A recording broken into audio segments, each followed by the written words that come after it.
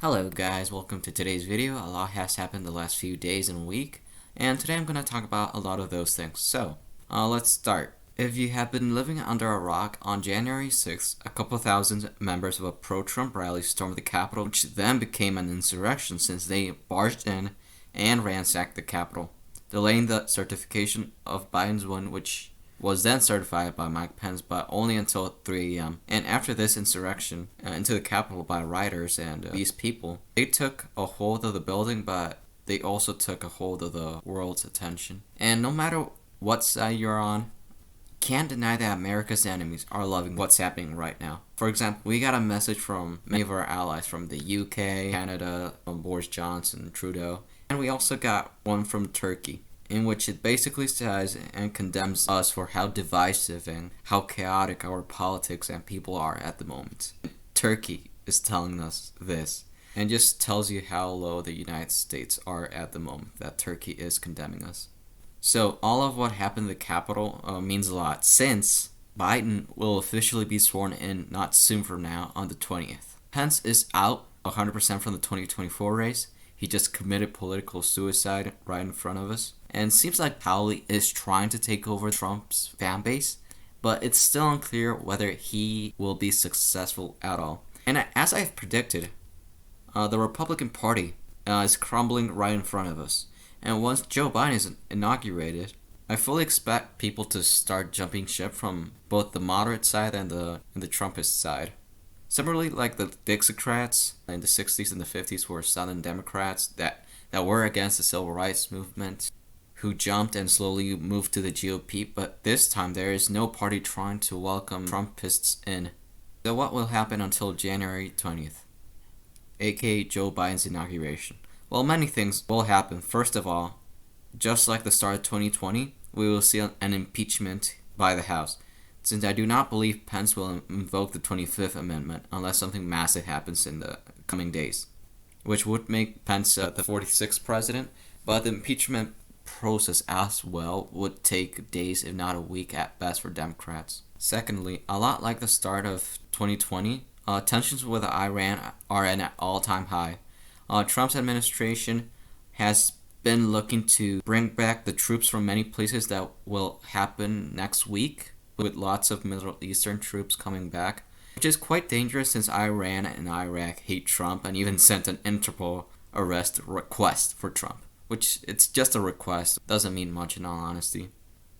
And depending on what Trump wants to do, he really has a lot of power on this matter, since he has put a lot of his allies throughout the administration, and even his allies are on the Pentagon, which is why, just in case Nancy Pelosi talked to the people in charge of the nuclear strikes to not let Trump convince them of a nuclear attack if that would so happen, and has told them that the president should not be able to launch one if he asks in the coming days, which is something I never thought I would hear in my life. Yeah. Another thing, it's pretty clear that Trump's cabinet is really scared of him by a lot, which is why they are resigning non-stop, as seen by people like DeVos and even the wife of former Senate Majority Leader Mitch McConnell, Chow, resigning just because they don't want to think of having to do the 25th Amendment on Trump, and they're just scared of what could happen and how stressful this would be for them. And people are resigning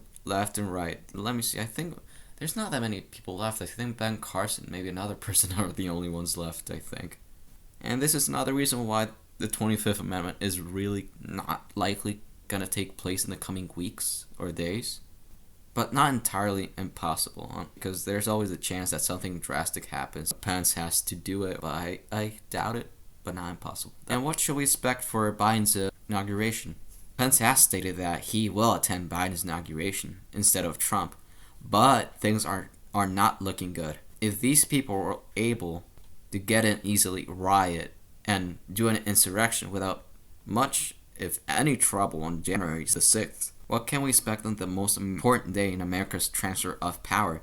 Since, and to be honest, in my opinion, I felt like this riot was more of a test to see how doable it was, and I have a feeling that more people will come to stop Biden's inauguration, likely an even bigger riot by then.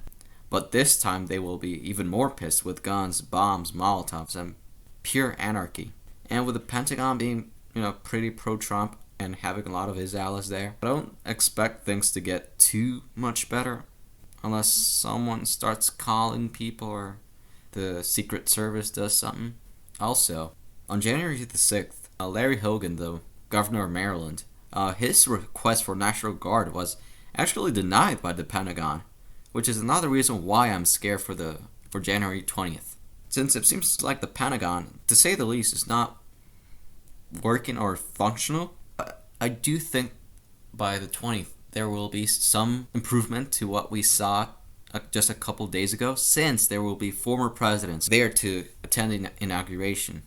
And the Secret Service will step in to at least try to make things more safe for everyone involved. And as Trump has stated, he will not attend Biden's inauguration. Instead, Pence will go. And, this would mean Trump, the first president to do this since 1869, when I think it was impeached President Johnson did not attend to the presidential inauguration as well.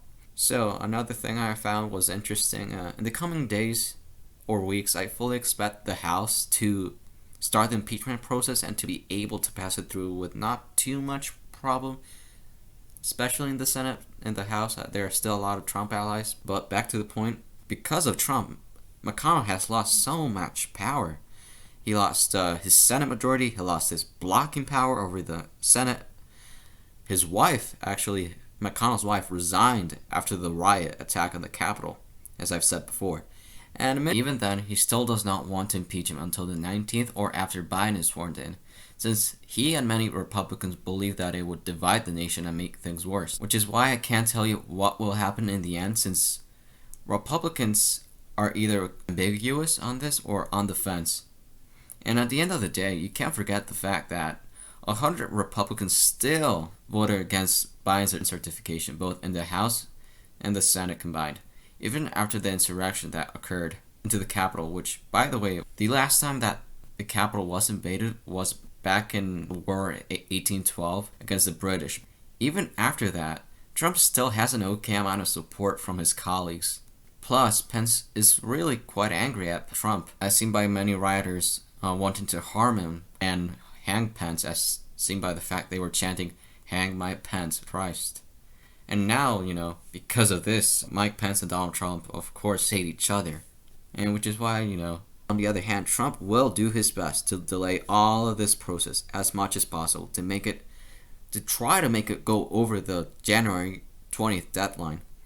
Which, if so, would give him so much power and time to try his best to rile up his fan base and maybe even get martial law, which is his goal, what he has wanted all along, to have martial law, since martial law would basically give him absolute power to him, a lot like Order 66 in Star Wars. And by then, Pence could try to invoke the 25th if things get to that extreme, as I've just said. But I doubt it. But let's say, hypothetically, that Pence does decide to do that. Mike Pence would become the 46th president, and Joe Biden shortly would then, either a week or a couple of days from then, would become the 47th, by the way. Which is just something I find quite interesting, to be honest. And after how Pence has killed his political career, this is the only way he's ever gonna become president, in all honesty.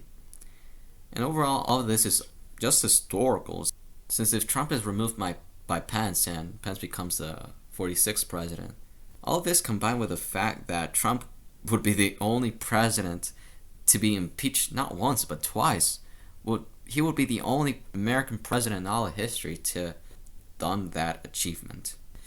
This would mean that the coming weeks and days are going to be extremely historical upon American history. The only other news at the moment, another thing that I found on the news this week is the fact that since Biden is going to come in, there will be more stimulus checks around the end of the month or next month. And I expect at least 1,200 by the end of the month, which is one of the few things everyone on both sides mostly can agree on, that people need more stimulus checks. And even though people like Joe Manchin do not want $2,000, this is more of a bipartisan thing that everyone can agree on. And as I've said before, we will likely see a check either by the end of the month or, if not, February. As the pandemic rages on, we will likely get more stimulus checks, whether they will be 600, we might even see 1200 become the average for stimulus checks in the future. Overall, these last days and weeks are going to be really historical. And whatever Trump decides to do, everyone is watching throughout the world in America. And the history books as well. Let's hope America doesn't spiral into chaos and violence. And that's it for this video. Thank you guys for watching. Please like and subscribe, share also, and see you next time. Bye.